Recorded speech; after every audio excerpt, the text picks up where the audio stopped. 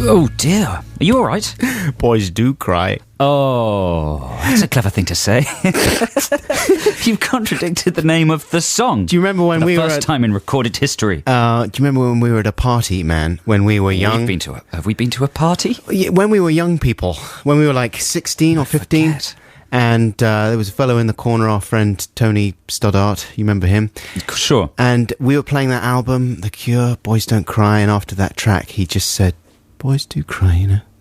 And then he went off and had Sincerely? some more Malibu. Yeah, it was sincerely. He was Wow. dropping a little emotion. Maybe he was bomb. the first person to do that, to say that. I think he was. He was was. upset because no one was snogging him. Well, that's always upsetting. No one's snogging me right now, and I'm on the verge of tears. Yeah. I mean, I was snogging so many people. First of all, I didn't even hear him. And then... Yeah, well, you were a player. Yeah, certainly I You was. certainly was, in your big loon pants. And your enormous hat. If you want to know the name of this player, it's Adam Buxton. How you doing? How you doing, listeners? My name's Joe Cornish. It's Saturday morning here on BBC Six Music. It's beautiful here in London. It might not be beautiful where you are, but it's certainly beautiful here on Six Music. And if it's not beautiful where you are, in your face! That's not very nice. No, that's not on. We got all sorts of stuff coming up. We've got a Black Squadron command, so we should launch the jingle, or are we going to have a record first? Let's have a jingle. Come on. Black Squadron! Always catch the beginning of the show. Black Squadron don't want to miss a thing. That's not the way Black Squadron roll. Went to bed at a reasonable hour. Gotta be sharp on Saturday morning. That's the secret of the Squadron's power. Black Squadron! Yes, Black Squadron are the elite listening force that listen to the Adam and Joe show here on Six Music live between 10 and 11 in the morning. I'm glad you say elite rather than elite. Do people say elite a lot now, you know? Remember, none of what you're hearing now will be included in the podcast. This is exclusively for live listeners. Yeah, exactly. They're the creme de la creme. This is a special section that's been roped off from the rest of the show. And by now, longer-term members of Black Squadron will be feeling the physical benefits. Sure. They will have more toned bodies. They will have eggs in their pockets. They will have bacon jewellery. That's right. And they really have started to reach a new plateau of existence, a mental acuity, a physical perfection. If someone randomly says to them, "Get in the bin," they'll be in the bin before anyone else. Members of Black Squadron who've been there since the beginning should be noticing changes in their life as a whole now. Yeah. More success, a bit more money in the bank, success in love. Exactly, after they went out into the street wearing only their underwear that time. Things should be improving on every front for Black Squadron. So here is your command this week now. This command includes a word that has to be listened to very carefully. So I'm going to spell it. Yeah. And I'm going to enunciate it very clearly. Right. It's a fairly safe command. If you get any in your eyes, simply wash it out with warm water. Stand by, Black Squadron. Here comes your command. Your command. Let me remind new members to the squadron what you have to do. We're going to give you a command. You have to take a photo of yourself executing or interpreting that command, and then you send it to us here at the Adam and Joe Show via email, adamandjoe.sixmusic@bbc.co.uk, or via text 64046. And remember, all photos that we receive, or at least the ones that do it best, will appear on our gallery. Last week we had 450 entries. No. The highest number ever. That's It amazing. nearly crashed the blog. Crashed the blog. That's I know. amazing. So here's the command. You ready? Yeah, go on. The command this week is FOAM. Foam face. Foam face!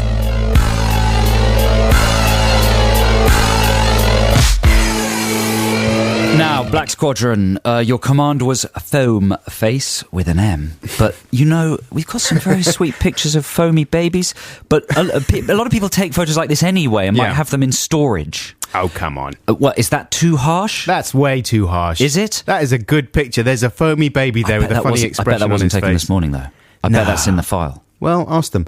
But that is a peach, an absolute smash. He's got sort of chops. He's got like a big white head of foamy hair with big mutton chop sideburns. Who does he look like? He looks like a cross between what's his name from Heidi High? The big guy from Heidi High. What was he called? McShane. Paul McShane. Paul McShane, yeah, that's who he looks like. Or Mike McShane or Ian. There's so many McShanes. Keep those foamy faces coming in while the command is still active. James, our producer, was just complaining it was a little warm in the studio. And it was, it suddenly occurred to me, and I turned it down, it was at 24. That's way too warm. Way too warm. What's your ideal temperature in a room? I don't know. I still get confused between centigrade and Fahrenheit, to be honest. So do I. I'm confused right now.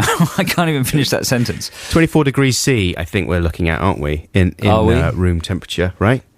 James? Yeah. Are you less thick than us? Well, the thing is, weren't we born when it was switched around, switcheroo? Yeah, that's so why. I've stayed in a state of complete confusion about that. Yeah, same here. But it's weird that in the modern times you're aware of what your ideal room temperature is. That wasn't the case when we were youngsters. There were no because you're air conditioning obsessed.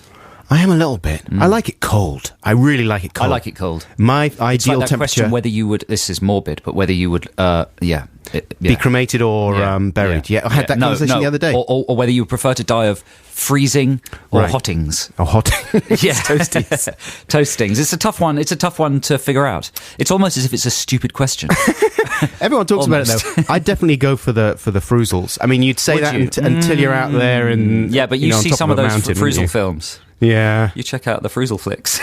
They're not very. But then the Bernie ones The aren't toasty ones. so good either. No. I think a combination of the two, just warmed to death. I'd like to be bored to death. Really? Well, you're tuned to the right show. Hey! Told you that one. Here's a little free play for you right now, listeners. What's a free play, Joe? Explain. A free play is a record chosen by either Adam or I, specially. I ain't got none this week. Have you not? Nah, I ain't got none. Why would you waste your free plays like that? I don't know. You should have stupid. told I'm me. banking them up. I didn't have any last week, so now I've got 9 in the bank. So if I drop it not for another how it couple of works. weeks, I'm going to get to program a whole show. That's not how it works. What? This popped up on my MP3 player this week, and I'd only ever heard the Pretenders version of this. I'm talking about I Go to Sleep by the Kinks.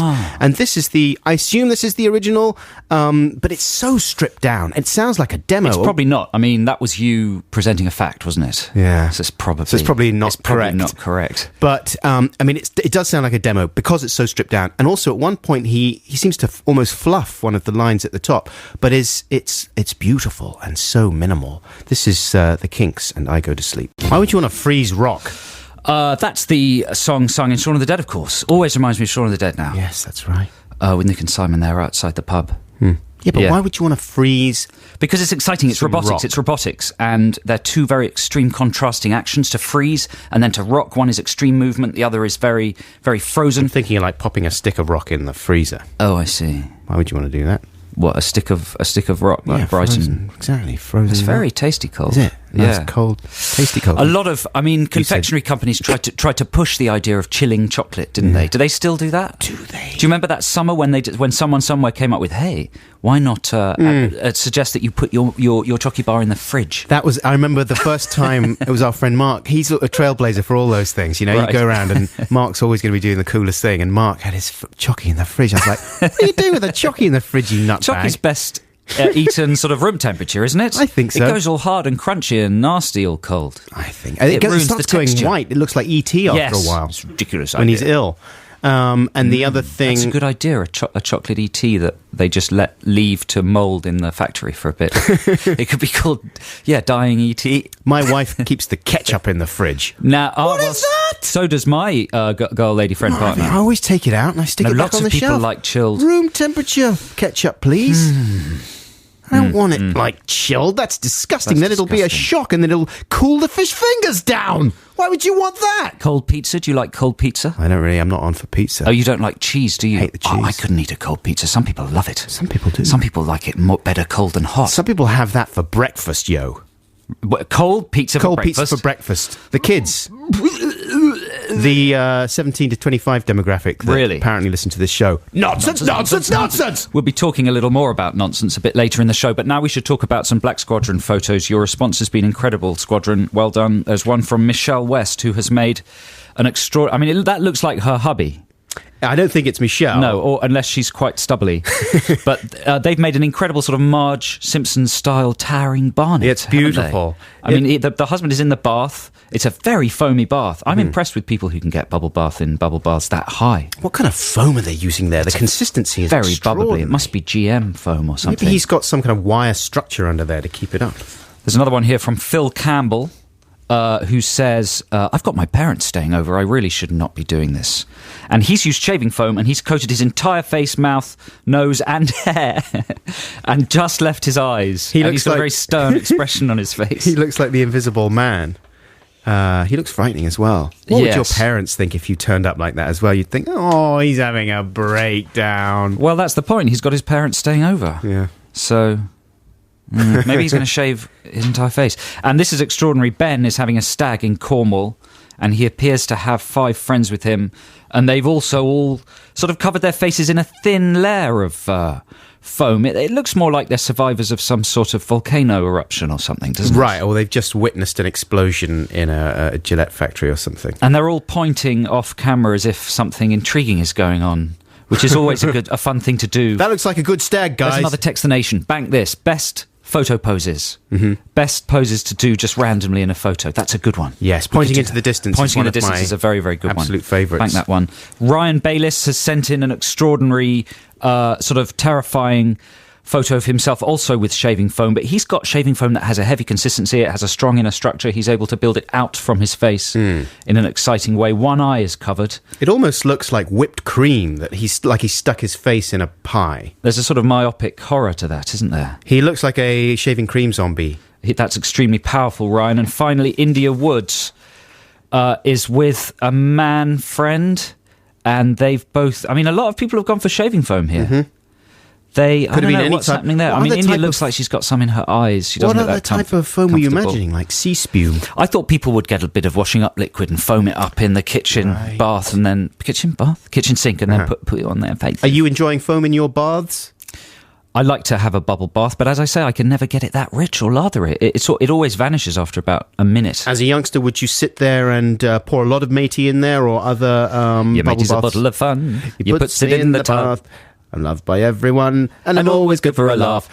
Other bubble baths are available, but would you stick a lot in there and then churn it with your hands? Yes. I still do that. Until it got way foamy? I have a spread finger technique. Do you? So and do I stay on the surface of the water. There's more friction. A combination of that and the churning. The churning. So much to talk about this morning. So many important issues. Wasn't the churning an album by Tears for Fears? Yes, it was. Okay, good. Here's the Vaccines with All in White. All in white. It was the Vaccines with All in White. We better stand down the Squadron. A black squadron! Stand down, your work is done. You've earned yourself a nice warm bath and maybe a nice little bun. It's 10:31 and 33 seconds. It's time for the news here on Six Music.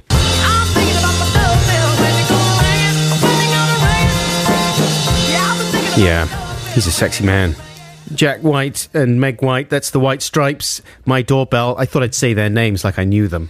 It makes it sound like you know them, and I think you're sexier and cooler because you know the White Stripes. I know their names. You know the names of the White Stripes. Of the You're two amazing. White Stripes, Jackal and Meggles. So listen, listeners, next week I've got to go away to Americans. So, but there's an upside to this. Yes. Because one of the best and most brilliant and most wonderful and most fantastic people and friends of ours and friends of this show is going to come and sit in for me. Chris Moyles! Yes, the Miles monster. No, Garth Jennings, the amazing, wonderful Garth. And he's here on the line to set us up for his amazing deputising stint. Hey, Garth. Wow, that's the best setup I've ever had in my life. How you doing, man? I'm all right. I am... Tell us where you are. Paint a picture for us. Shall I paint a picture? I am standing on a beach in Cannes. Ooh. And I'm out here on business. We're out here, Nick and I are here, trying to raise the financing for our next film. Mm-hmm. Nick is your producing partner, right?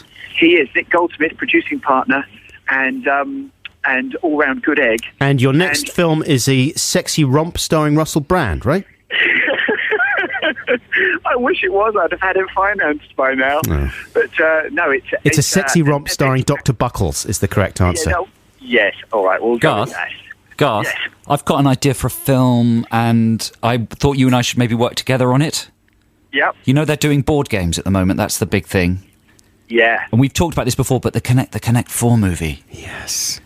Oh, Connect 4. Yeah, That because... could be quite Mission Impossible-y. Exactly. It's a kind of bomb diffusing, sort of safe-cracking kind of thing. I don't know where I'm going with it. I've just got the Colonel, but if there's any chance for you to negotiate the rights while you're over there... Can I play the Colonel? It seems like a hot topic. I can see the stand for the next Mission Impossible thing. I think they're going to do a big launch later. It's just across from where I'm standing. It's called Ghost Protocol, I think. Oh, that's a And, video it game, looks isn't like they're going to do a big water entrance. You know, someone's going to come zooming in on a boat or something. Have you seen any it's famous so people? exciting. Garth, have you seen any famous people out there? What's it like? What were they like? Well, I got here yesterday, and I was walking down the street. Robert De Niro. No. The cafe. Bobby De Niro. OMG. It was pretty exciting, I have to say. I even became one of those people that takes pictures on their camera phone. Yeah. So far away you wouldn't even see them, but I thought I had to press the button. You should have gone up to him and said, "Excuse me, are you talking to me? Excuse me, are you talking to me? Are you talking to me?" He would have found that so funny. Are you guys... That would have put me in a good, cool position. Do you think you guys will do Song Wars while I'm away? I think we should, don't you, Garth? Yeah, I'm all for it. I mean, it'll be... we're acting like we haven't discussed this already. We have. And the topic for next week's Song Wars is going to be toys and games, because Garth and I are both fathers of a number of children. And I've got 10 children. Garth's got 25 children. Yeah, and so, it's really a Mormon sect we've got going. That's right. Yeah. Mormon wife-swapping sect. It's good. It's good fun. So we're very familiar with the world of toys and games, and that's what we're going to do our songs about. Connect 4 song. I mean, that could be the title track for the movie. Yeah, there you go. You know what? I definitely need some inspiration because I haven't thought of what to do yet. I haven't had a chance to do it yet, so I might have to nick your Connect 4 idea, Joe. Well, please do. I'm excited. Your Hay Fever song is one of my all-time favourites. It really is. It's such a good song. It's a good one. So, Garth, we're really looking forward to seeing you. I'm looking forward to seeing you. Best of luck for the rest of your Cannes trip. I had a little weird noise that I made. Good news next week. I need to be bringing back some positive vibes from Cannes. Yeah, okay, good. And take lots of pictures of famous people. Go and prod Robert De Niro. And we'll see you next week. Take care, fellas. See you, Garth.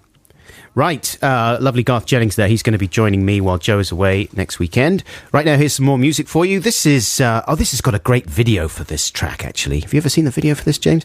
By a directing team called Daniels. And go and check it out online right now.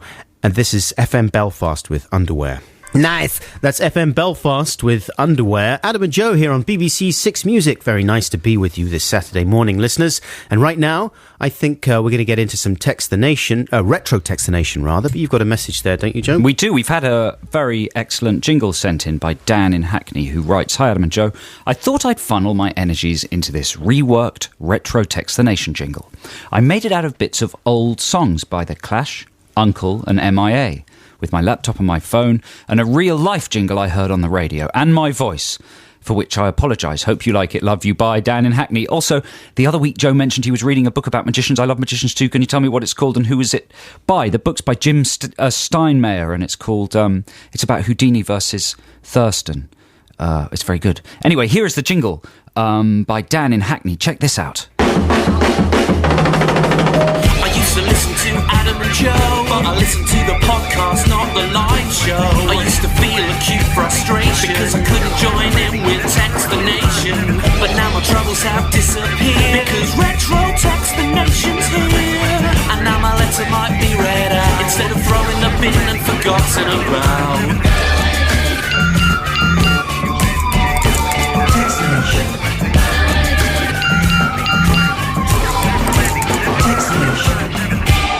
Wow. Nice job. And he's got rid of the gunshots there, which I prefer. Yes, they're very bad. That was terrific, Dan. Thank you very much. And last week's Text the Nation subject was the first time we've ever returned to a subject because it was so powerful. And we might come back to it again because it's one of my favourites. Public pretending, things you do, little fantasy charades you do in public to maybe role cover playing up in for public. something. Yeah. Yeah. We'll give you some examples. Here's a little example right now. This is from Dave Stewart. Do you think it could be? I know it is. He says, "Dear I Adam," went to his house once, you know. we both did. Do you remember? Did we? Yeah, we did. We were together. We were. Do you remember what we were doing? Yeah, I do remember what we were doing, but let's not talk about it. All right, then. Dear Adam and Joseph, let me get straight to the point. If I happen to be in the vicinity of a helmeted security man collecting money from banks, etc., I make sure they see me conspicuously checking my watch in an attempt to make them think I'm logging their schedule for some kind of future heist. What? I don't think they care. Thanks, says Dave Stewart. So he likes to deliberately freak out. I get scared whenever that happens, and whenever I go to the bank, they seem to be picking up or dropping off a big box of money, and I get terrified because I'm convinced masked gunmen are going to pop out from round a corner at any moment. It's just a massive danger zone. And then I'm going to get involved and have to be a have-a-go hero. You shouldn't really... Yeah, you definitely would. You shouldn't really freak out security guys like that. It's like in airports, you can go to jail for that. That's irresponsible. Yeah, irresponsible. Nonsense, nonsense. Bad. Irresponsible. Here is one from Oz Squadron. Ishan, who is a male and is in Sydney. Hi, Adam and Joe. I'm a university student in Sydney, and I often choose to commute by public transport because I'm terrible at parking cars. Oh, mate. Mate, I forgot to read this out in the correct accent. Correct. I'm so sorry. Oh, don't worry. Just carry on in the correct accent. Often, as I'm making my way to the bus stop, I see the bus zoom past me. Because being a uni student, I'm usually late. So I have to burst into a full sprint to try and make it to the bus stop before it departs. Daphne. This is good. I think my accent's really on it this morning. It's on fire. Even with my exceptional sprinting ability, I sometimes do not make it in time. In this situation, to avoid embarrassment and deflation to my ego, I continue to run past the bus stop and pretend to be an eccentric jogger doing exercises with jeans and a backpack. Good tactic, mate. Then, after 5 or 10 minutes, I sneakily slip back to the stop and wait for the bus to come. Regards, Ishan. A mailman. Nice technique. That's good, isn't it? I'm just a jogging guy. I didn't miss that bus. I was just jogging. Yeah, I wear jeans. No, I don't wear, running stuff. That's for part-time joggers. I'm a full-time jogging man. He's a clever bloke, but you can say that about most Aussies. That's true, mate. Here's one right now from Erin Kais. KYS, how would you pronounce that? Dunno, I'm not the man to ask. It's terrible. It's true, isn't it? Erin Kais is in Chatham, Ontario, Canada, and she says, "Dearest Agamemnon and Jometheus, whenever I'm in a crowded public transit scenario, such as a bus or a train, I'm forced to sit next to a stranger, my first thought is always, I wonder if this person can read minds." Mm-hmm. I then challenge myself to start thinking of very interesting and intellectual things, like Noam Chomsky, in case they can hear what I'm thinking about. As time goes on, I become increasingly worried that my neighbour is on to me, knowing I'm only pretending to be interesting in my mind. So then I think something like, I know you can hear me. I'm on an important mission, and I've been trained to protect my thoughts. This usually leads to me accidentally thinking about their underwear or imagining them naked and then worrying for the rest of the journey they think I'm insane or a pervert. Or both. That's incredible. That person's trying to manage their subconscious. Have you ever done that, though? I've been in a situation, where I have thought in my mind very loudly about a person, right? My thoughts are very loud. And to me, it seems that they're so loud, surely the person will hear. And then I apologise in my mind. I say, listen, if you can hear me, I'm sorry. I don't do that. This is new to me. How amazing. There's a new level of dementedness that I haven't achieved yet. That's amazing. Yeah. Sometimes I think things so loudly that later in the day I can't remember whether I said it or not. Yes. But I've never actually tried to manage that. Or I'm fairly confident that people can't read minds. Are you? That's funny because you're into a lot of other things, Sasquatch. Well, come on, there's a lot more evidence for Bigfoot's existence. Don't get me started. There's only 2 hours left. Have you got another one there? I've got another one, yeah. Hi, Adam and Joe. My public pretense story is thus, and this is from Rod. Sometimes when I'm shopping in a supermarket, I will look at the vegetarian food options, and that is merely look at them to impress the female shop workers and shelf stackers. By pretending I'm a vegetarian, I somehow convince myself that the female member of staff will think I'm a caring, animal-loving, fun guy, and therefore fall in love with me. If one day this plan works, I will be fully prepared to become a vegetarian. Yeah. Women prefer men who are vegetarians. Is that true? Yeah. Is it really? They do. I think real women. I just said that. Yeah. Got no evidence. It's a sort of provocative conversation starter. Yeah, okay. Well, I would say that as another crass generalisation, women don't. Now, in the old days, in the 50s and 60s, when men were men, women liked men who ate meat. That's right. Because it made them more meaty. They liked men who had the blood of tigers dripping down from their mouths after they just run out and killed them with their mouths. If women had their way in the old days, they would have just gone out with men who had no eyes or mouth. Yeah. They would just meet. Solid meat men. And a big club. Yes. A mince club. Okay, here's one more from Claire Heel in London. She says, hello there. I thought you might like to hear about my most Oscar-worthy moment of public pretending. Once when I got on the bus, another lady offered me her seat. I was only going a few stops, so I refused the kind offer. She seemed quite surprised by this, saying, you sure? And looking a bit put out. Only after I'd turned her down a second time did I realise why she was so insistent. She thought I was pregnant. I was mortified, but didn't want her to know that I wasn't with child. I was just a bit fat. I thought that if she realised her social faux pas and was embarrassed too, then it would make an awkward situation even more awkward. So I spent the rest of the journey pretending to be pregnant by sticking my belly out even further and rubbing the small of my back. I think it worked, but I'm not sure. Claire Heel from London. That's nice though, isn't it? Where you would just go into a whole bit of theatre to protect someone else's feelings. That's amazing. A stranger.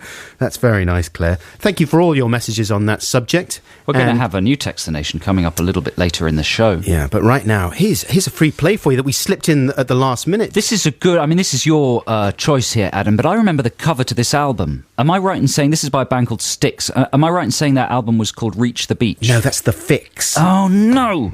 This was a whole concept album by Styx. The Fix. About Mr. An easy Roboto. mistake to make. Sure it is. The Fix and Styx. I think there was an accompanying film. When I got the single of Mr. Roboto, there were stills on the back that appeared to be from some kind of film they'd made around the whole thing.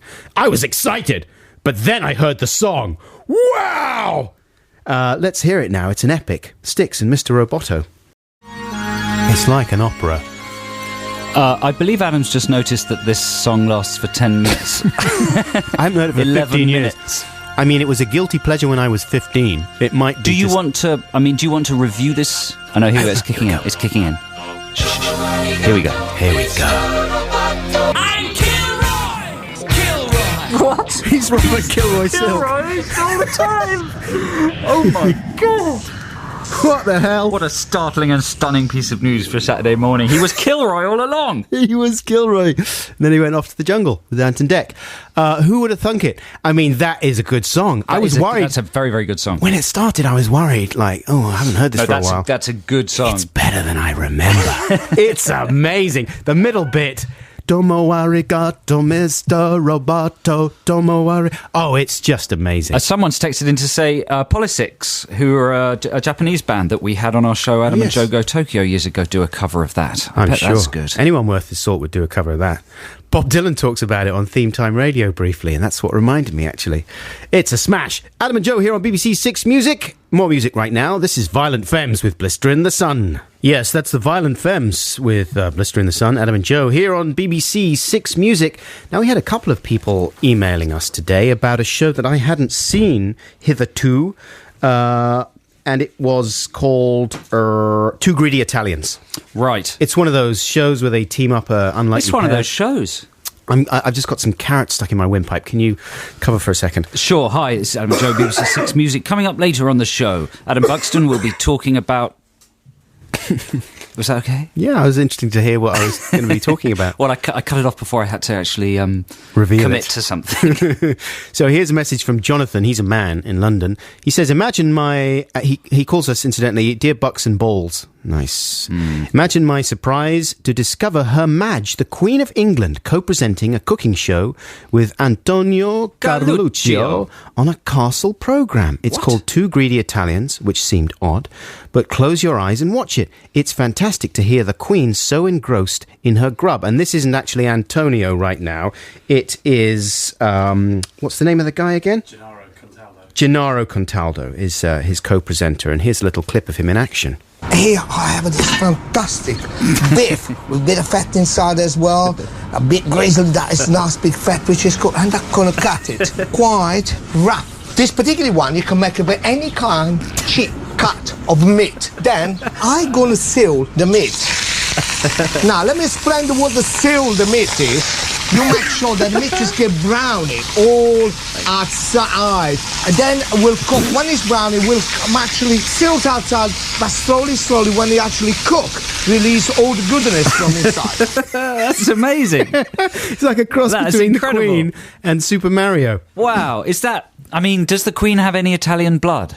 You would think, doesn't it? Because they're doing very similar things, the way words are run into one another. Is that I mean, right? he's only really bothering with the centre syllable of each word. Sure. And then it splits the word. It comes to the word and it splits the word outside. And then that just that buoyancy, that excitement, that you know, I mean, he's so excited about what he's saying, he's almost not bothering to say it. It cut the little slice of biff.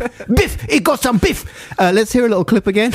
A bit grizzled, that is nice big fat which is cooked, and I'm gonna cut it quite rough. Do you know what I'd like to hear? What? I'd like to hear like a scene from that show with you replacing Antonio Carluccio with the Queen. Right. So it's the Queen co-presenting with that guy. So you could just redo Carluccio's lines in the Sure. Queen voice, and that would be astonishing. Right, I'll get to work on that for next week's show. Wickles. That's amazing. Thanks to everyone who pointed that out. Someone else was Gav in Savage, or is he called Gav Savage? Thank you very much for What a pointing brilliant that. name, Gav Savage. Gav Sav. He should present a show on Six Music. Gavage Savage. What kind of music would he play? Angry music. Yeah, punk. I was trying to think of other kind of shows like the, Two Greedy Italians that they might be coming up with, because that seems to be a never-ending source of cooking fun. Like you've got the Two Fat Ladies, The Terry Bikers. the Hairy Bikers. I was thinking Skinbird and Yum Yums. What about something? You're not asking me about Skinbird and Yum Yums. Skinbird and Yum Yums. Yeah. Who is Skinbird and Yum Yums? Okay, I'm glad you asked. Skinbird is a model, beautiful model. Right. But she really... Skinbird. Yes. Sounds a little bit sexist. Exactly. Right. And Yum Yums is a big fat chap. Oh. And he just will eat anything, so he's after Right. like burgers and stuff, and but then... She has a very fine diet. She likes slimming food. She looks after her weight. Exactly. That's an exciting dramatic It's a fun contrast. show. So, what kind of things will they agree on? Drama is conflict, right? And how about two toddlers hopped up on snacks? And they go round the country in pushchairs, in motorised pushchairs, very, Yeah. very fast. And they're just looking for stuff they find on the pavement, like old lollies. Right, old lollies and bits of junk food. That's very good. And they feed them fizzy pop and stuff, and then they just go mental. Okay, that's Text the Nation this week. New concepts for cooking shows. That isn't actually Text the Nation. Why can't it be? Can't it be? Let's make it. Really? You've just done it. You've just launched Text the Nation. Don't you think? What do we No. think, James? New concepts for cooking shows. We're going to talk about this. That's not official. All right, then. We'll sit on that one for a while. But right now, here's Death Cab for Cutie with You're a Tourist. You're a Tourist. Death Cab for Cutie, Adam and Joe here on BBC Six Music. So, yeah, we thought, we kind of accidentally launched Text the Nation there in the last linky. So let's have the jingle, James. Text the Nation. Text the Nation. What if I don't want to? Text the Nation. But I'm using email. Is that a problem? It doesn't matter, text. And we were talking about Two Greedy Italians, which is a show with two very Greedy Italians. greedy Italians with a kind of a crazy way of speaking. Let's just hear the clip one more time, the show one there, James. A bit grizzled, that is nice big fat which is cooked, and I'm gonna cut it quite rough. Quite rough inside the beef. Oh, the beef on the nice and slice of beef on the little bit of gravy in it. That's extraordinary. Got an interesting email here. It's maybe not the right time to read it out. Sarah, no, who's it from? Sarah Dimarzio. I have a comedy Italian dad. I've spent the last 39 years convinced he was putting on an accent, so the greedy Italians have vindicated him. He could be one of them. He's obsessed with mushrooms and becomes emotional about ham. There you go. It's an Italian thing. It could be on the ham. Look at the beautiful ham you got in here. Oh, it's a nice glaze, a beautiful glaze in the ham. That's the kind of thing that happens in Sarah's house. No, make a nice sandwich with the ham. The idea for Text the Nation is for you to send us your ideas for high-concept cookery shows, because there's a hell of a lot of them about the hairy bikers... Skin Bird and Yum Yums. And what was the one with the toddlers called? 2 toddlers hopped up on snacks. Also, I had Tubby and the Feeder. The title is essential, isn't it? Yeah. A really compelling title. Tell us about Tubby and the Feeder. I mean... Tubby and the Feeder is a kind of lardy bloke who goes out with a skinny bird who's always giving him snacks. Sounds similar to Lardy Bloke and Skinny Bird. It is. It's based on that. It's a spin-off. It's a spin-off. Has he got the same presenters? Well, I was thinking instead of Tubby and the Feeder, you instead of him going out with the girl, you have Tubby and Mummy. And so he goes around and Mummy's the one, because they go, you're looking very skinny, even when you're not. And they say, you should have a cake. Look, I made you a cake. Oh, I'm trying to eat less cakes, Mum. And they say, no, you have to eat the cake, otherwise you'll waste away. You just think, what are you doing, Mum? Do you want me to be unattractive to the entire... There's a lot of human drama in this programme. Yeah. And that's the key. That's what you want, isn't it? That's what you want. Do you ever watch these shows? I watched Hairy Bikers by accident once, and it was... I've watched Hairy Bikers. Yeah. It's quite good. My lady friend likes that kind of show. Yeah. There's one called Britain's Best Dish or something on at the moment, isn't there? With like I don't know. I don't know. No, the answer is no. I don't watch. It's not a buddy show though. I don't know what it is, because we're talking specifically about it seems to be pairs. I did watch Scare the Hair. Scare the That's hair. a different flipping topic. I saw that as well. But listen, we'll just confuse people. So we're after your ideas for high concept cookery shows. It's all about the title, and it's all about the sort of juxtaposition of crazy presenters and the task you give them, right? Yeah. Skin Bird. You got and any Yum more? Yums. No, I peaked at Skin Bird and Yum Yums. You did. It was a very high peak. Get those coming in. The text number is 64046. The email is adamandjoe.6music@bbc.co.uk. And remember, if you don't think of anything brilliant now, you still submit your thoughts during the week, and they may appear in Retro Text the Nation in the podcast. No, what? Yeah, no, next week in the show. What you said. Yeah. MGMT now, from their album of last year, Congratulations, says here on our fun fact sheet, the band once performed dressed as the gang from Scooby-Doo. Is that a good thing? It's wacky. Wacky. This is It's Working by MGMT. How do you pronounce that? Allo Black. Allo Black. I Need $1. That is called. Very nice stuff. Indeed, Adam Buxton here with Joe Cornish on the Big British Castle digital station number 6. And very pleased to be with you this afternoon. Now we've got a sort of bumper travelling tales section. This morning. This morning, it's not the afternoon yet. You said this afternoon, the morning. We haven't pushed through the noon barrier. I thought you were just saying morning. Morning. Have we not pushed through the noon barrier? I hadn't heard the pop. Exactly, but you said good afternoon. Sorry about that. I mean, we would have got a lot of letters. Let's have a Travelling Tales jingle.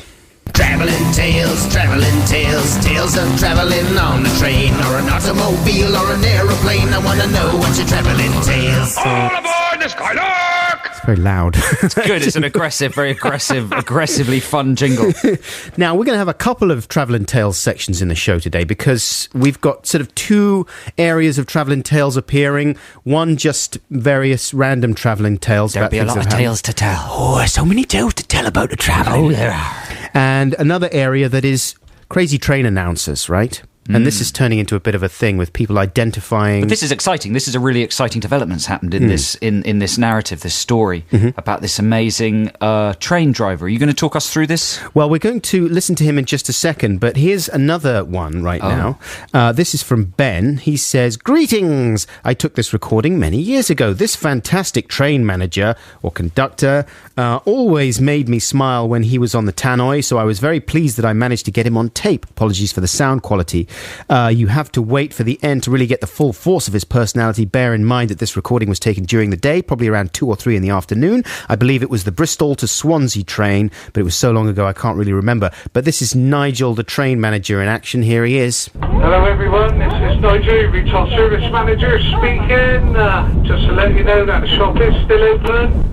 And we've still those lovely hot snacks, hot drinks, cold drinks, crisps, nuts, sweets, headsets for the onboard entertainment, books, magazines, playing cards, as I said on several occasions. So come on down, the price is right. Be pleased to serve you. Thank you. Night night. Hey, look at that. He gets a little chuckle there from the of course passengers. he does. Of course he does. He was describing almost every single item in the shop. I think he made a few up as well. Clean Bye cards. bye. Thank you. Night night. He says We did that on an old show, didn't we? Ways to say goodbye, ways to sign off. Bye. But that's a good one. I haven't quite heard it sung in that way before. Yeah. I mean, he really lifted the spirits of that train, don't you think? It sounded like a party on the train. What a great guy. But the thing is that I should say at this point, before we continue with these clips, I am someone who is naturally not that much of a fan of that kind of behaviour. Why? Because I am grumpy and a grumpy man and I like peace and quiet. So it would depend on how often he does that. Yeah. I mean, basically he had... Oh, Whoa! no, I've spilled my drink all over Fizzy the pop desk. spillage. Basically, he had... Keep talking. Yeah. Basically, he had not much to say, did he? He was saying the shop is still open. Shop's still open and he's Someone gone to get the some kitchen manager. towel. And Believe it, it's fizzy Coke as well, and it's gone everywhere. Oh no, sticky disaster! missed the keyboard, luckily. No. Well, listen, let's have another clip though while No, we can do this. Clean-up team come in. Clip. I thought you were going to throw to a record. No. This is from Sergeant Mark Brown, Leeds Light Infantry Black Squadron, and he says, "Dearest Dr. Buckles and Head Surgeon Cornballs, I'm writing to you with special news. Last Sunday evening, I happened to be travelling from Peckham Rye to London Bridge, engrossed in a portable telephone conversation with a friend. I paid little attention to the announcement on boarding the train. Then, out of the corner of my ear, it dawned on me that the strange man... that it was the strange man / robot that has featured in the past 2 shows. I aborted the telephone chat. These are clips that we played of the train announcer on this Peckham train. I aborted the telephone chat with immediate effect. I have a clip for your pleasure and interview with said announcer." So Mark went up to the train announcer, as we had asked people to do, and had a little chat with him. So here's what happened. Excuse me? Yeah. Could you tell me, is it you does the voice announcement? Me, yeah. It is. Do you realise that you're becoming famous on the radio? Really? Yeah. Oh, which one? A show called Adam and Joe. And what station's that on? It's on 6 Music on a Saturday morning. Oh, really? You've been on twice now. And people... Actually recorded? Yeah, people are recording you. And it's on the radio. They've had a debate whether you're actually a recorded voice or a real person. If you tune in at 10, you become a member of Black Squadron, an elite listening force, but that was between me and you. Okay. I think you're going to become famous. Okay. That's amazing, That's Sergeant Mark astonishing. Brown. Good work. He should get some kind of award. Well, he's immediately given a special Black Squadron commendation. As are the Adam and Joe team here, who have rushed in with lots of napkins to clean up the spillage. Thank you very much indeed. That's incredible, though. What an amazing guy. And he'd clearly heard of the show. He was just being modest. Of course he was. His name, the driver, is Ralph Zanilotti. He's been a train driver in and around London for the last 3 years. And I think, do we have another clip of Ralph? Here we go. Welcome aboard the 10 o'clock 6 Music service to Adam and Joe via the Big British Castle. No way. So he reined himself in a little bit there, because sometimes when he says Peckham, it's Peckham, Peckham, Rye. But we got our own little jingle there from Mr. Zanilotti. That is incredible. We're very privileged. Thank you. And what an amazing job you do. We salute you. Absolutely. We're going to have a bit more travelling tales later on in the show, but right now it's 11:30 and it's time for the news. Madness with embarrassment. This is Adam and Joe on BBC 6 Music. Hope you're doing well, listeners, in all aspects of your lives. I'm going to fire off a little quiz right now, Joe, for you. I want you to respond to the following questions as honestly and fully as possible. How do you respond in the following situations? Someone says, this is the you look well quiz, right? Mm-hmm. Someone says, you look well. How do you respond? Hey, thanks. Thanks a lot. So do you. Right, so you reciprocate immediately. I reciprocate, yeah. And would you reciprocate even if they didn't look well, even if they had like their nose hanging off? No, what I would do is I would hesitate, or my voice would waver while I say, "You look well. You look well." I'd push it slightly too hard, so it was clear that they didn't. Right, but that would be inadvertent. And then, what do you do if you proffer a "you look well," but you don't get one in return? Did you feel a bit hurt by that? Possibly. Possibly. Do you maybe fish for the "you look well"? You say something. Sometimes I get told I look tired a lot. Right, I hate tired. My dad tells me I look tired a lot. Yeah. And he's probably listening, so some people I love it. Just look tired. I figured that out in my life. Do you think? I think I just look tired. I'm just a tired guy. But I know there have been moments where I don't look tired. I think it's a euphemism for you're getting old. Right, you look rough. That's basically what I think. When people say that to me, I just think, thanks, you've told me I look. How am I doing on the quiz though? You're doing well. I'm glad that you reciprocate with the "you look well." I don't like people who don't. You must reciprocate. You always reciprocate. It's like offering someone a drink when they come around to your house. Don't say no to the drink. No, but then it is tricky sometimes if people really don't look well, and you feel like you have to reciprocate with a very insincere. I would switch it up. I would go for something like, "Oh, great to see you. Right, it's so good to see you." Sure. So you find another positive that can balance that out. Because the other thing that sometimes happens is someone goes in with a "you look well," but you really don't feel you deserve it. Right. And so then you think, what's their agenda? Oh, so it's sort of counterintuitive. They're trying to make up for the fact that in their eyes is a look of horror. Yes. And stench. You look well. You look really well. I like what you've done with your face. That's nice. Is this a quiz you've got from some magazine, or have you formulated this quiz? No, I was just thinking about it. Oh. So it's not like there won't be a result. Yes, there is a result. What's the result? You've passed. Oh, wizard. That's exciting. Yeah, no, I know what you mean. It's tricky because sometimes you think, well, they're just saying you look well. You sort of think, are you insane because I don't look well, or are you just trying to be crawly? What do you say? Or are you fishing for one back? What do you say if it's a beautiful woman and it's a special event, and the woman has clearly, or it could be a man, but has clearly made a sartorial effort? Mm-hmm. You look fantastic. That's a slightly different thing, isn't it? You look wonderful. I think because that's acceptable flirting, isn't it? Making a comment on how great a woman looks when she's clearly made an effort, and you're allowed to mention it. Well, if you say it like that, it's different. Look absolutely fantastic. You've made a real effort. Oh, and God, I tell you what, look at you. You look good enough to chew. You've made a special effort, and let me tell you, it's paid off. Ka-ching. Look at your décolletage. That's very good. Oh, look at the way the dress is hanging off you in all parts.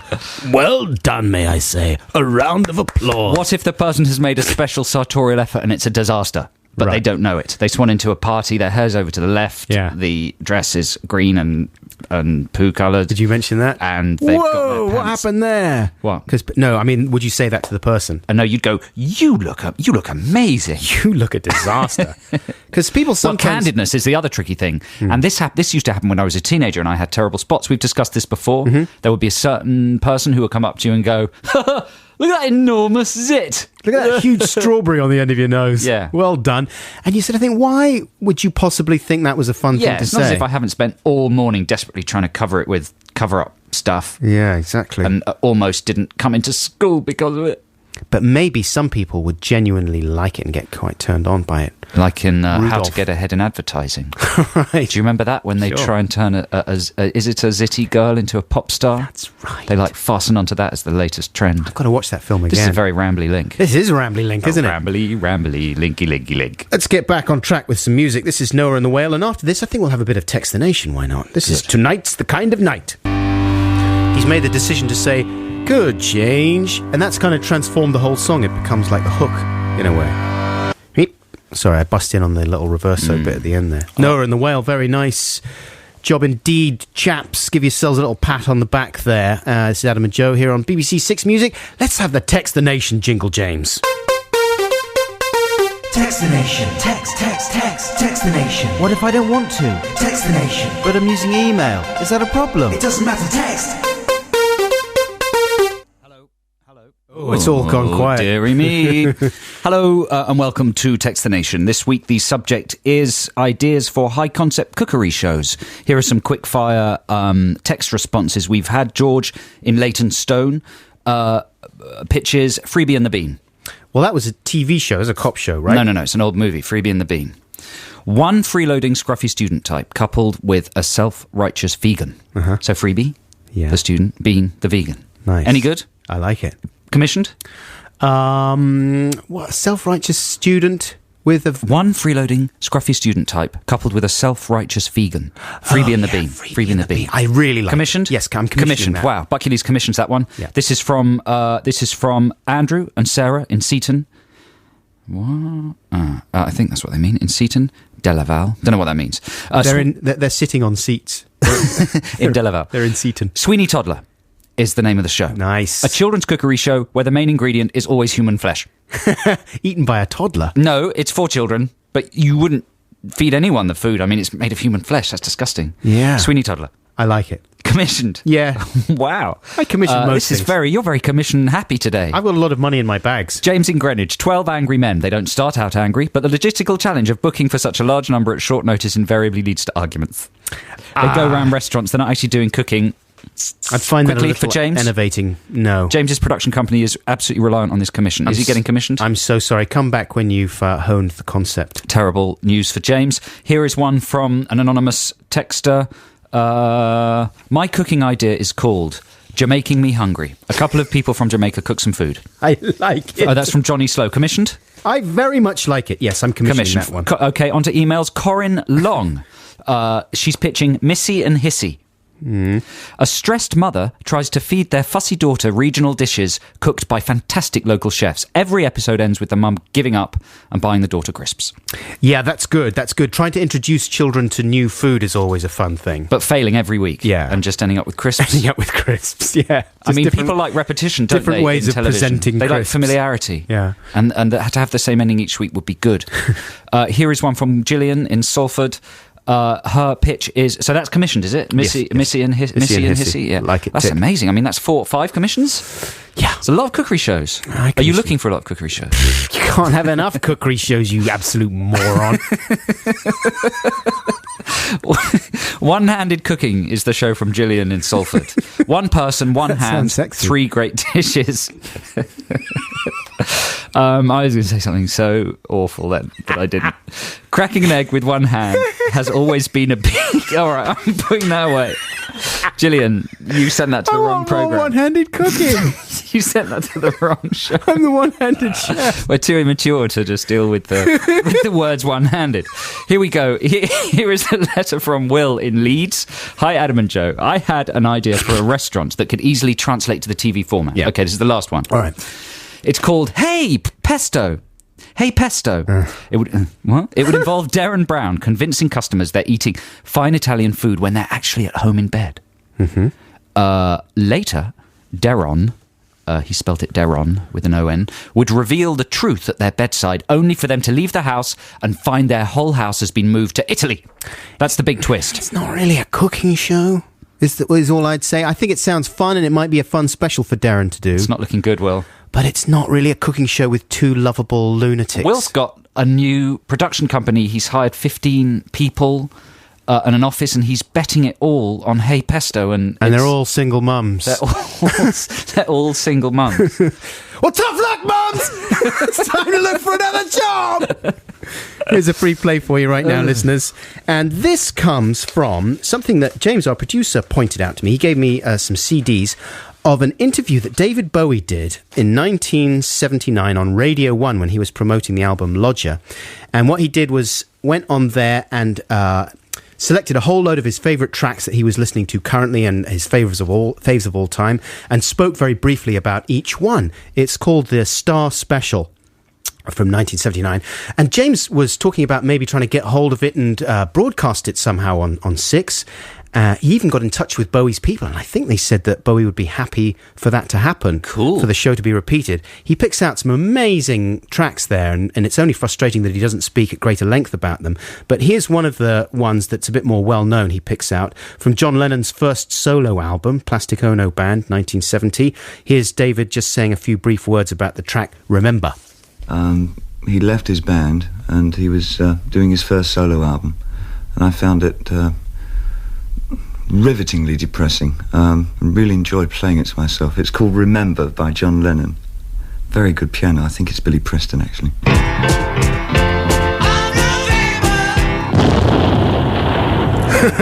That's a good way to end a song, though, isn't it? Just a bit of just an explosion. That was John Lennon there with Remember from 1970, the choice of David Bowie on the Star Special, first broadcast in May 1979. And I think that he probably heard that and was then inspired to write Oh You Pretty Things. Don't you think that sort of piano figure is very reminiscent of that track? You know what I think you're doing? What? I think you're trying to get serious. I am getting about serious. Bowie, so that we kind of clear away the sort of stupidity, the poo stench, the sort of wuzzer-wuzzerness. Oh, I see. I think you're trying not to do wuzzer right anymore, because you want to get serious, because you want to position yourself for the actual Bowie encounter. Yes, is that what's happening? Subconsciously, I must be. Subconsciously, you're trying to clean out that cupboard, because you've been talking about Bowie now for a couple of minutes, and there hasn't been a single wuzzer. That's absolutely true. Wuzzer. That's more like it. We're through the noon barrier, ladies and gentlemen. And that was Woohoo by the 5678s. Need to work a little bit harder on the lyrics there, guys. That's a lot of stupid noises. We need to pay a little bit more attention to the words. It's probably just for little kids. Think about for little kids. Think about what you want to say and then write it down, mate. What? Mate? Yeah. No, I'm just saying. Mate? Mate?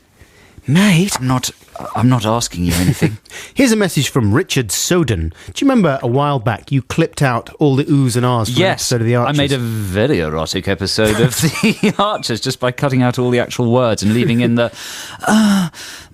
That's right. Mm-hmm. He says, and Richard Soden calls us stretch and furry. Wow, people are being very inventive with their namerising. How do you feel about stretch and furry? I like it. Well, that's things we've called each other in the past. Yo, Stretch. Yo, Furry. Long guy. Hey, long shanks. Head in the clouds. In one of these Podmax episodes, says Richard Soden. Sorry, I'm just going to start that again for the podcast, James. In one of the Podmax podcast episodes, Joe's extracted oohs and ahs and sighs from an episode of The Archers put a whole new spin on my farm-based listening pleasure. But enough is enough! Ooh.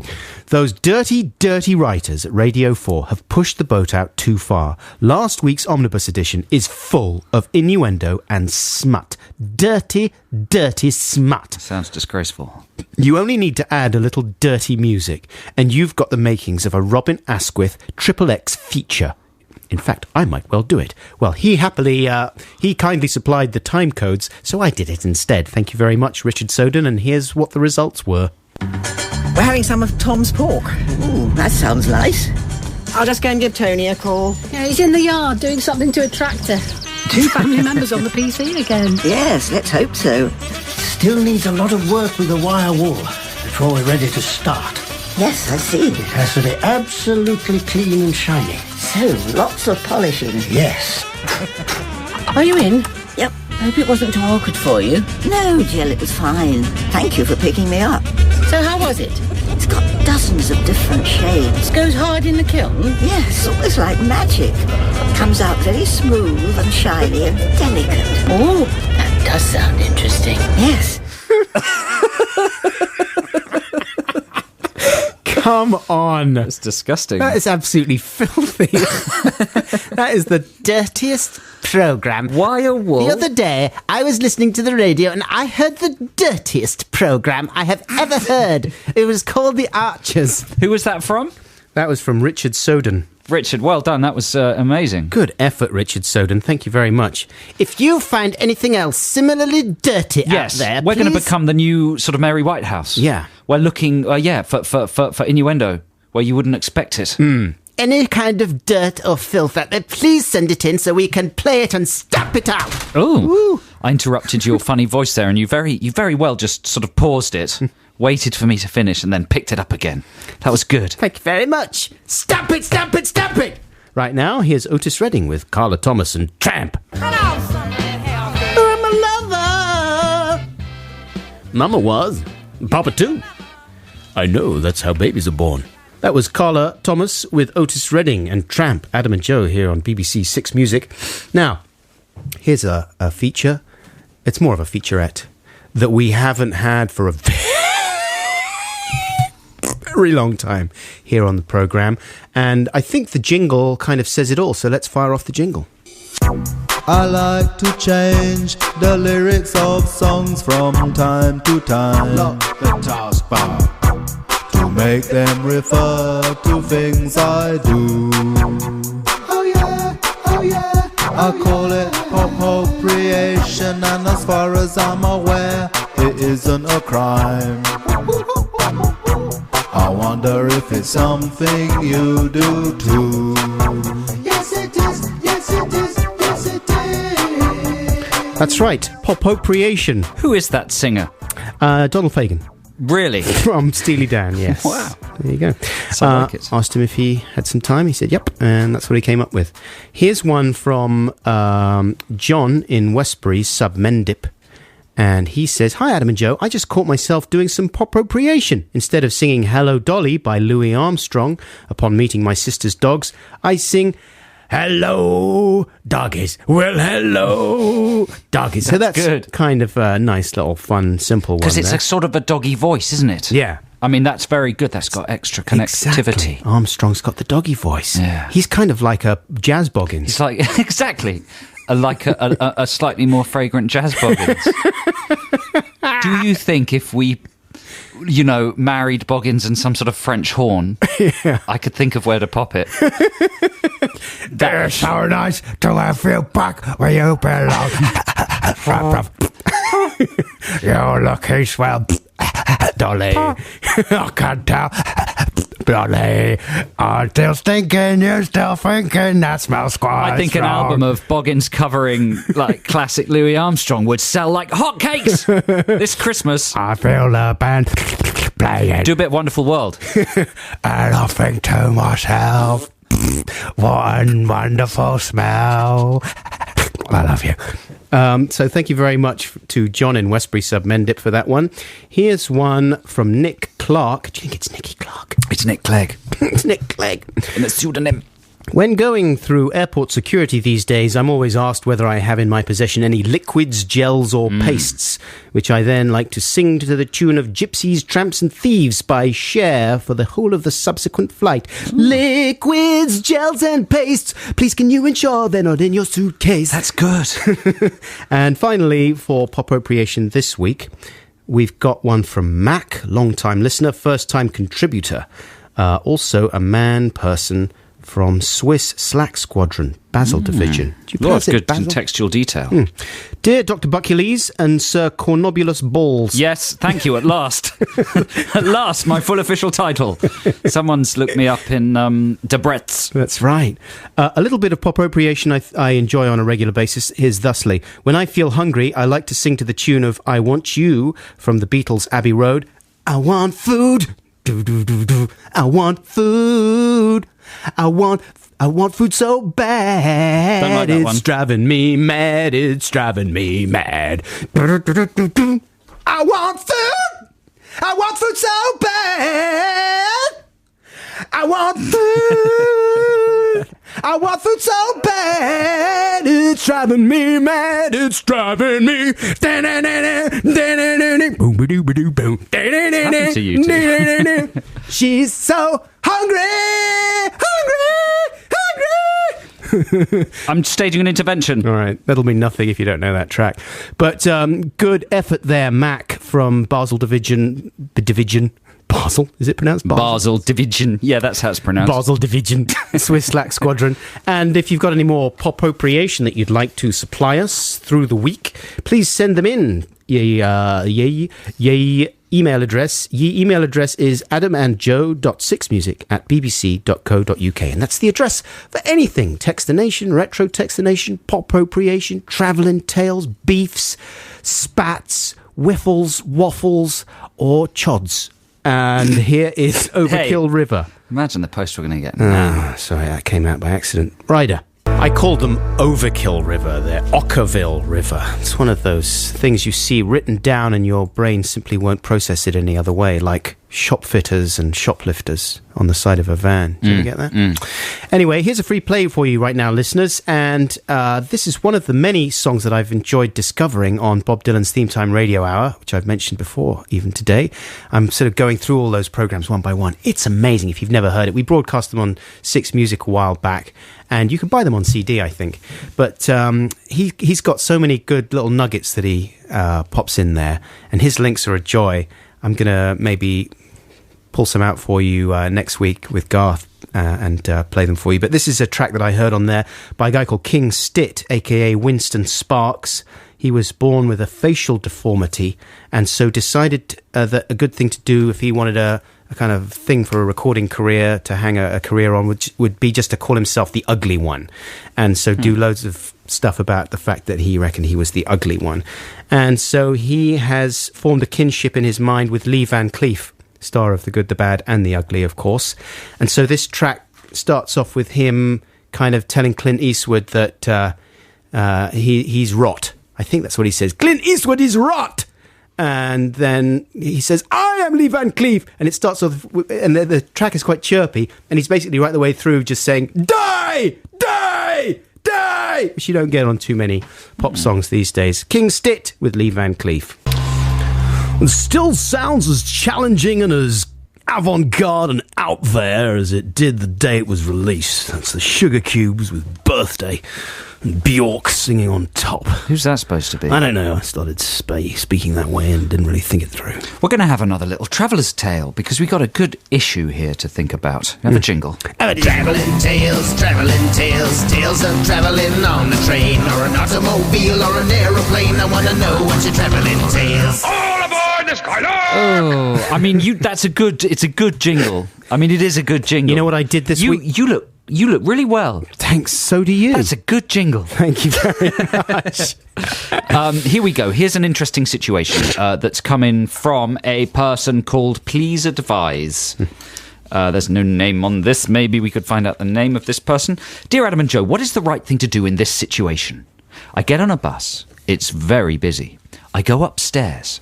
The only free seat is right at the back, next to a lady, who, because I'm married, I do not notice has silky hair, and perfect skin, and ruby red lips which seem to kiss themselves. She moves her handbag so I can sit next to her.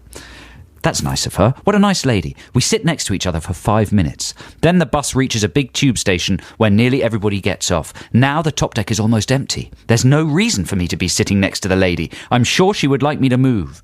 If there was a hairy man sitting next to me, I'd want him to move. But what if I moved and she thought I hated sitting next to her? Wouldn't that hurt her feelings? If I stay, will she think I fancy her? I don't, because I'm married. I'm feeling increasingly uncomfortable. There's no way I'm going to make eye contact with her now. I need to work out her mood from the tiny area of physical contact. Is her right thigh trying to politely shrink away from my left thigh? I think so. It's hard to advise. It's hard to tell. Please advise. Wow. Now, that is a quandary that I have as well. It happens on the Underground when you get into a very full carriage and the carriage clears out and you find yourself sitting right next to another person and there's no need for you to have that proximity. What do you do? Do you move? And thereby insult the person? In these situations, and you can extrapolate, and you can say that this applies to a lot of things in life, honesty is the best policy. Right. You just state the subtext. So you just say... You talk to the person. Yeah, you just say, right, I'll stretch out, give you a bit of room. Yeah, that's a good point. This communication is coming from Simon. Simon, I would say that is one tactic. And actually, you've said it yourself. I know what you're saying. You don't really want to upset the girl. And somewhere in your mind as well is the chance that maybe she doesn't want you to move. You can go the other way, which is take advantage of the fact that you're now alone. And then climb on top of her. Yes, swing a leg over. And you do it, it's like when you yawn and then you put the arm around. The other thing to do is just to cross your legs like that, but take the leg a bit too far. and go right over her legs. Oh, sorry, my I'm legs. terribly sorry, I've accidentally straddled you. But it doesn't matter. No one has seen. Neither of us can be embarrassed. Let's go! And when I'm saying let's go, you know what I mean. Yeah, let's go! let's go to Very jail. assertive. Let's go to prison. You don't do anything then unless she goes, yes! Yeah, yeah. Or she might just probably punch you in the face and knee you in the bits and bobs. Mace you. But, so there's 2 ways to go there, Simon. Wow. You're is that married, good though. advice? Bottom line, Simon, is you move away immediately from that attractive woman. Move away from the attractive woman. Don't sit down next to her in the first place. No, step away. You should stand, offer the seat to a little hobbit or something, and just don't even get into that situation. Stay away from attractive people. Taking public transport is so difficult. It really is. There's so many problems. Here's another message to illustrate that fact vividly. This is from Beth, Richmond. Dear Adam and Joe, it was a very snowy morning and I was on my way to work. All the trains were cancelled and there was a bus replacement service to another station. Irritated by the disruption, I got on the bus and got comfortable. There was no one sitting next to me. Result, I began to relax and read my book. Then a woman walked on and took the seat to my right. I was outraged. Not only did she choose the seat next to me, but she had a drink that was very smelly, and she had a cold and was coughing a lot. She was also wearing a hat, which in my frustrated state, I found very annoying as it had ears. I felt that only children should wear hats with animal ears, so I was incensed, as you can imagine. I decided that I needed to tell someone about this annoying situation, so I began to text my boyfriend to tell him what a horrible morning I was having and how it had been topped off by this woman sitting next to me with a smelly drink, a cough, and a silly hat with ears, even though she must have been at least 25 years old. As my thumb hovered over the send button, the woman next to me leaned over and said, in a very harsh tone, "I can't help having a cough. And actually, I'm 35, not 25. I was stunned. She then said, and I can wear what I like. I was utterly, utterly, utterly shocked and angered that she had read my text. But the strongest emotion was embarrassment that I'd been caught out texting by a total stranger. About that stranger. We sat in silence for another 3 excruciating minutes. I felt that I had to respond to her comments in some way, so I said, well, at least I thought that you were 10 years younger than you actually are. She forced a thin smile. We then had to sit next to each other on that bus for a further 30 minutes, me pretending to read my book, but crying inside. We then got off the bus and proceeded to get on the packed train and had to stand next to each other for another 30 minutes. I will never text about strangers ever again. Wow. Thanks for reading this out. Very good thinking for the old, I thought you were younger than you were. Yeah. I mean, that's very good to pull a positive out of that melange. That is a disaster area, isn't it? It is a disaster. Listen, the best thing to do, listeners, our advice, don't leave the house. For goodness sake, stay inside! Well, I was going to throw to the news then, but it's a little early and no one wants early news. You know, there's only one thing worse than bad news, and that's early news. I'll take this opportunity to say, don't forget, listeners, that we have a podcast available of this show. James Sterling, our wonderful producer, our Sterling producer even, is going to edit it and put it up on the places on the internet. That's what I was looking for. Later today, that's right, isn't it, James? And I will be in my shed later on this evening with a glass of fine wine and a candle. A number of candles. I like special candles, and I'll be wearing just a bathrobe. You realise you will eventually be lost in a shed fire. You reckon? Yeah, one evening on the news it'll be terrible shed. How do you say? What's the word? Yeah, I know the word you mean. Conflagration. Conflagration is exactly right. Is it? Yes. Yeah, it's not a conurbation. That's a collection of towns. Conflagration. Is that right? It is. Yes. And fire crews arrived too late. The only sound they could hear from inside... You'll be drunk and you'll be so self-absorbed. Was the sound of chuckling from Dr. Buckles. You'll be so dangerously, lethally self-absorbed. As he listened to himself on the podcast. You'll have inserted your head right into the cupboard. 12:30, it's time for the news. Hi, this is Brian Wilson from the Beach Boys. And that was my song. And I want to say I'm going to be on Sean Keaveney's breakfast show on Monday, chatting to Matt Everett from the station.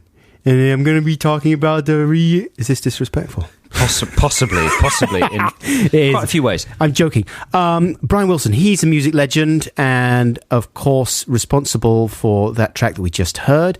And he is talking to, I mean, this is a big deal. Matt Everett was chatting to him, and it's going to be played out on Sean Keaveney's show on Monday, talking about the reissue of Smile. And he's going to be talking as well about the art of producing and his drive to write new songs and whether he'll ever perform again with the remaining Beach Boys lineup, and all that can be heard on Monday. That's exciting. I wonder which reissue of Smile it is, because there was one that came out a few years back where he'd recreated all the songs, in my view, somewhat pointlessly. I wonder if this one is going back to the original recordings that they started and then abandoned back in the 60s. I'll be interested to find out. Sean Keaveney's show on Monday. Adam and Joe here on BBC Six Music. Now, we got a few messages in about the new series of The Apprentice that's on. Have you been watching, Joe? I've missed it so far, but the messages say that one of the contestants possibly looks a bit like me.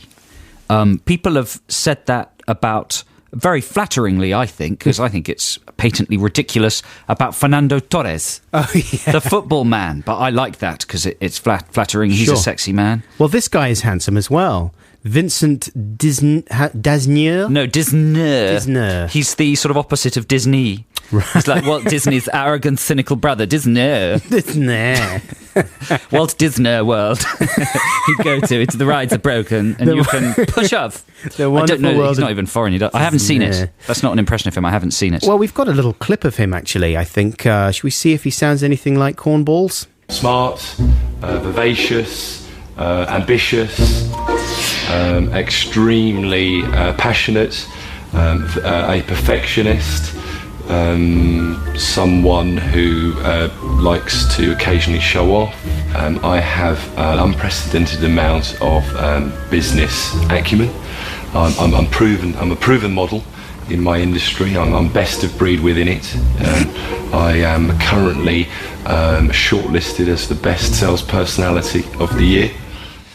I am Six Music's #1 DJ. I have hairs that are individually polished. My nose is at an angle that was approved by Michelangelo. I'm over 8.5 feet tall. I am considered to be the best at talking by all human beings. I have the most capacious pockets in Britain.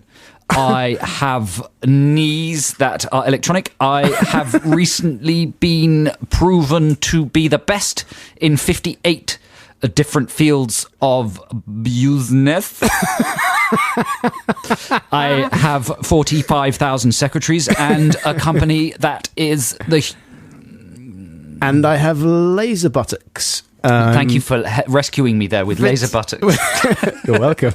Anytime. My laser buttocks have rescued many people in their time.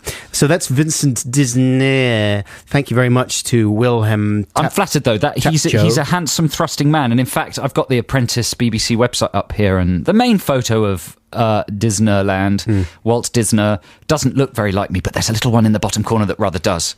Because he's looking a bit toothy and he's got similar hair to you. He's got the slightly, and I don't mean this in a bad way, Richard Madeley hair. Yeah, no, very true. I often say to my lady girlfriend that I look like Richard Madeley.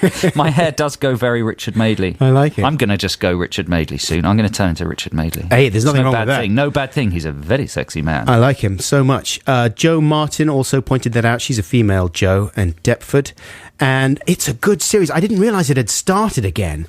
But I went in there, program number 2, bang, iPhone apps or, smartphone apps. Oh, is that what they were inventing? Yeah. Oh, that sounds quite fun. It was a peach. You know what I miss? What? Her hair is like a cloud. Sure, Mountford. It's just not the same. You reckon? Without Margaret. But the other two are still very good. And what's the name, the ex-football manager lady? Ronty. I'm pretty sure it's not Ronty. Ronty Bags? Of course it is. Ronty Bags. Karen Brady. Oh, of course. Sorry, I was thinking. She's very nice indeed. But it is upsetting when they get rid of the regulars. Like, have you been watching Britain's Got Talent? No. With the weird lineup of judges they've got there. Yeah, sure. I've seen enough of it with McIntyre and the Hoff and Holden. Not undercover. Ratings have plummeted. Oh, is really? what I heard. I thought McIntyre was doing a great job and the crowd was behind him and everything. But boy, there's a big cowl-shaped hole there. and it tips it over to have Hoff as the kind of centre of attention. When Hoff is the anchor of your show, you got a problem with your show, I think.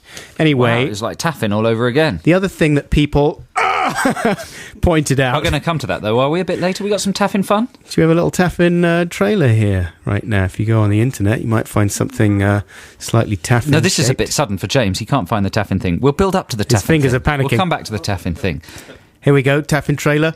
For Pierce Brosnan, the role of Mark Taffin is unlike any other he has portrayed. Brosnan is riveting as the hired enforcer, a complex character who by equal turns is both good and evil. Then maybe you shouldn't be living here!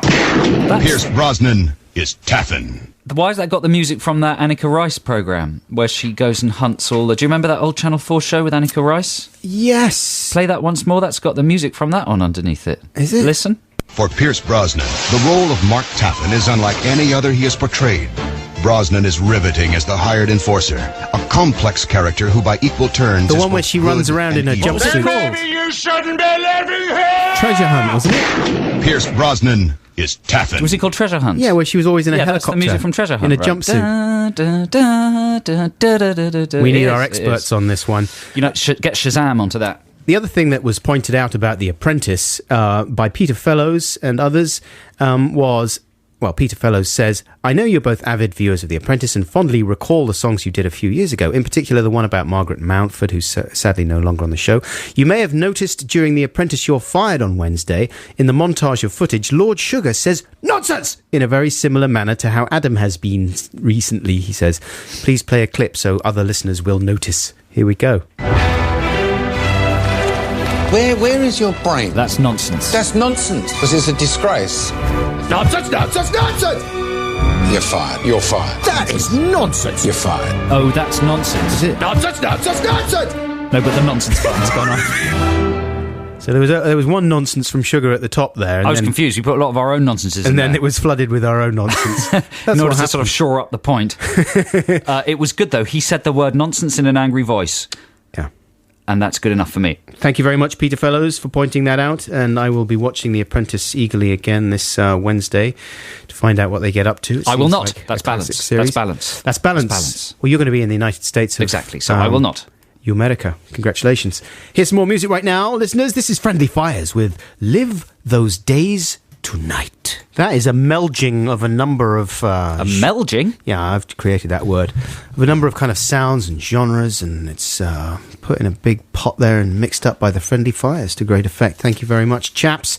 This is Adam and Joe here on BBC Six Music, and here is a message that we got in the week. Incidentally, if you would like to contribute in any way to this programme, with your jingles, anything that you've made or drawn, or anything you want to say or contribute to any of our topics, it's adamandjoe.sixmusic@bbc.co.uk. That is the email address throughout the week if you're listening to this show on Listen Again or whatever. Don't text us during the week. It'll just vanish. Did we tell listeners that Taffin is actually on BBC One on the 22nd of May? Yeah. Good effort. If you want to catch Brosnan doing some incredibly powerful... Then maybe you shouldn't be living here! Then tune into BBC One on the 22nd of May. Here's a message from Lewis who says, and this kind of slightly reminded me of our Textination subject, which was the cooks, you know, the new formulas for cooking programmes. Dear Adam and Joe, I was reading an article about how to make the perfect chili con carne and remembered something that had happened to me a few years ago that I thought would make a good Textination subject. My parents went away one weekend, so I decided to have some friends over and cook a huge pot of chili to make burritos.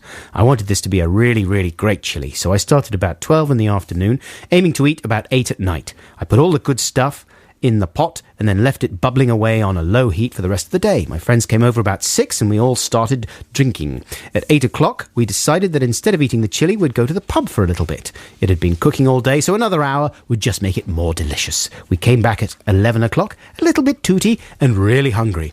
Everyone else went into the living room to listen to music and I was left to finish the dinner. I chopped up some coriander to make it extra delicious, and as I was throwing it in, I noticed that I'd nicked one of my fingers with the knife and I was bleeding quite profusely. A large red pool of blood was sitting on top of the chili. What sort of a letter is this? It's from a vampire. So I had a quandary. Did I throw it away? It was delicious. Did I throw away my delicious chili that I'd worked on so hard all day, or make something else, or did I just stir in the blood and not mention to anyone what had happened? So I put a plaster on my finger and served up the chili. No. And never told anyone about the blood. No. It's still generally agreed that it was the best chili I ever made. Lots of love, Lewis. That's terrible. If anyone's seen a Japanese film called Confessions, which I highly recommend, they won't like that story. I mean, Lewis, you're basically like I think it's Sweeney. Japanese. He's a kind of Sweeney Todd with a twist, isn't it? Like he's serving up... I think that's absolutely not the thing to do. I think you throw the flipping chili away. Yeah, you reckon? Yeah, you don't. You just don't. I would like to say on behalf of the Big British Castle, don't bleed into food. Obviously, don't bleed into food. But I mean, if you've got like a little drop, where would you draw the line? Yeah, I kind of would. Just was it a little tiny drop? Well, no, he's saying it's a big pool of blood. Well, in that, yeah, I don't know. But even if it was just a little drop, you'd chuck it. Yeah. Well, no, hang on. If it's hot food and it's being boiled, then you might be all right. I don't know. A doctor could... I mean, what am I talking about? I'm a doctor. So, yeah, no, throw the food away. Throw the food away. On the side of caution. Get rid of it and start again. It's not worth it. No. Did you know that many diseases are carried in the blood? I did know that. I mean, it would be a shame if you found out retrospectively. It's not worth it. However tasty the chili con carne is, it just isn't worth it. But if your friends were vampires... then it's a different kettle of chili con carne. They would thank you for it. They would be upset if you hadn't nicked your finger. Here's a bit of free play fun. This is Joe Jackson, and this, as somebody just texted earlier and requested this. We don't really do requests, but as I hadn't got any free plays, and I can't remember the person's name because it's gone down on the text screen, but you know who you are if you're still listening. And this is a great track. This is Joe Jackson with Stepping Out. Jack Hall with Stepping Out. That's one of those songs you can put on a playlist, and when you're in a party situation, and whenever it pops up, everyone will say, "Oh, this song, this is great." Yeah, everyone over 35. This is Adam and Joe. This is BBC Six Music. Thanks very much for listening, listeners. Thanks for all your contributions. Don't forget this programme will be available as a podcast from the usual outlets from later this afternoon / early evening. You can also listen to it via Listen Again on the BBC iPlayer. And I won't be back, but next week Adam will be co-presenting with the fantastic Garth Jennings, and there'll be a Song Wars. There will be a Song Wars. So tune in for that excitement. I mean, it's going to be a strange show, I suppose. It'll be lovely to see Garth again, but one of your functions, on this show, one of your many functions, is to carry with you a large bucket of scorn, which you use to... It's going to be an unusually positive show. On some of my more excessive moments. So I will be... Garth is more like complicit. He's more... Yeah, Garth is super positive and smiley, and he lets me get away with murder, so it might be just a horrifically ludicrous... It's going to be Buxton Unchained. Shouty, stupid, lavatorial show next week, so look forward to that. Stay tuned for Liz Kershaw. She's coming up next, and right now we got the Stranglers for you, but have a lovely week. Take care. I love you. Bye! Bye.